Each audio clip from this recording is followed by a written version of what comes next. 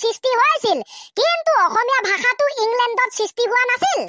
আৰু ছাৰ একেবাৰে শেষত তাৰ মানে ৩ নম্বৰ পাৰ্থক্যটো হৈছে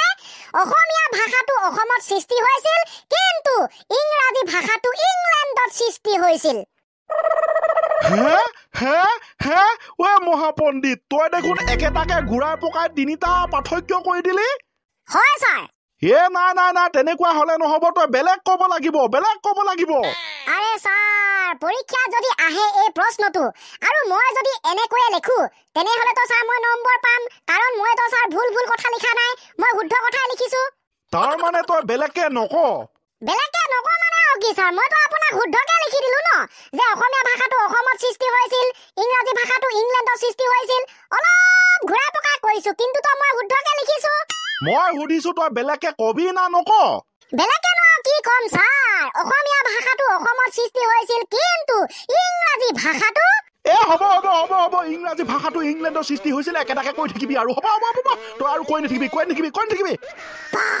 ছাৰে কিন্তু বৰ খাতৰাকে কৈছে দেই হ'ব দিয়ক ছাৰ হয় হৰি তই কচোন মাছবিলাক পোনপ্ৰথমতে ক'ত আৱিষ্কাৰ হৈছিল হয় ছাৰ আমাৰ মাছবিলাক পোনপ্ৰথমতে পানীত আৱিষ্কাৰ হৈছিল কি ধৰণৰ উত্তৰ আজি দেখোন ইহঁতে ডাইৰেক্ট কৈছে ইহঁতে মোৰ মনৰ কথাবিলাক কেনেবাকে বুজি পালে নেকি গম পালে নেকি মই প্ৰশ্ন সোধা লগে একাবেকাকে বেলেগ উত্তৰ দি দিছে নাই কোনো পধ্যে মোৰ মনৰ কথাবিলাক ইহঁতে বুজি পাব নোৱাৰে ছাৰ কিবা উত্তৰটোত খেলি মেলি লাগিলে নেকি বাৰু না খেলি মেলি লগা নাই দে হৈছে তই ঠিকে উত্তৰ দিছ মানে মাছবিলাক আৱিষ্কাৰ হৈছিল পোনপ্ৰথমতে পানীত তাৰ মানে জন্ম হৈছিল পানীত হ'ব দে তই পাৰিছ দে ধন্যবাদ sir I am also' important matter I am also' multi talented boy ঠিক আছে দে চানি তই ক যে অসম আৰু কেৰেলাৰ মাজত কি পাৰ্থক্য আছে তাকে ছাৰ অসম হৈছে এখন ৰাজ্য কিন্তু কেৰেলা হৈছে একোটা খাদ্য মানে ছাৰ শাক-পাচলি যেনে তিতা কেৰেলা ভাত কেৰেলা ইত্যাদি তোৰ অলপ জোখতকৈ বেছি হ'ল নেকি ল'ৰা মানে ছাৰ মানে মই যে কেৰেলাৰ কথা ক'লো সেই কেৰেলাটো খাদ্যৰ কেৰেলাৰ কথা কোৱা নাই নহয় তিতা কেৰেলা ভাত কেৰেলাৰ কথা কোৱা নাই নহয় এই যে আমাৰ ৰাজ্য আছে কেৰেলা অসম অৰুণাচল এইবিলাক যে ৰাজ্য আছে মই সেই ৰাজ্যখনৰ কথা কৈছো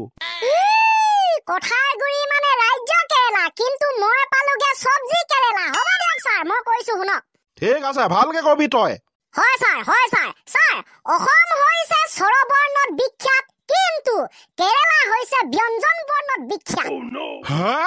এইটো দেখোন জোখতকৈ বৰ বেলেগ ধৰণৰ পাৰ্থক্য অসম হৈছে স্বৰবৰ্ণত বিখ্যাত কিন্তু কেৰেলা হৈছে ব্যঞ্জন বৰ্ণত বিখ্যাত মই দেখোন ভালদৰে বুজি নাপালো Yes sir শুনক ছাৰ ভালদৰে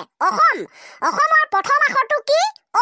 গতিকে বিলাক ক'ত থাকে ছাৰ স্বৰবৰ্ণত আৰু আটাইতকৈ গুৰুত্বপূৰ্ণ কথাটো এয়া যে স্বৰবৰ্ণৰ প্ৰথম আখৰটো হৈছে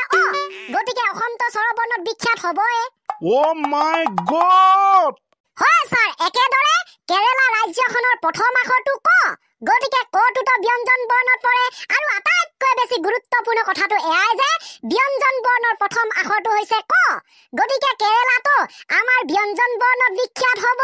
নহয়নে ছাৰ এই গোটেই বস্তুবিলাককে উল্টা পুল্টা কৰি পেলাইছে ছাৰ উত্তৰটো কেনেকুৱা লাগিছে মানে চাওকচোন বন্ধুসকল কি হ'ব বাৰু এইকেইটা কেৰেলা ৰাজ্য অসম ৰাজ্যৰ পাৰ্থক্যৰ বিষয়ে ক'ব দিছো কিন্তু ইহঁতে পাইছেগে স্বৰবৰ্ণ ব্যঞ্জন বৰ্ণ আৰু আনফালে মিলে কি যে হ'ব নহয় হ'ব আজিলৈ ক্লাছটো ছুটি কি প্ৰশ্ন উত্তৰ দিছ তই মই কৈছো মজা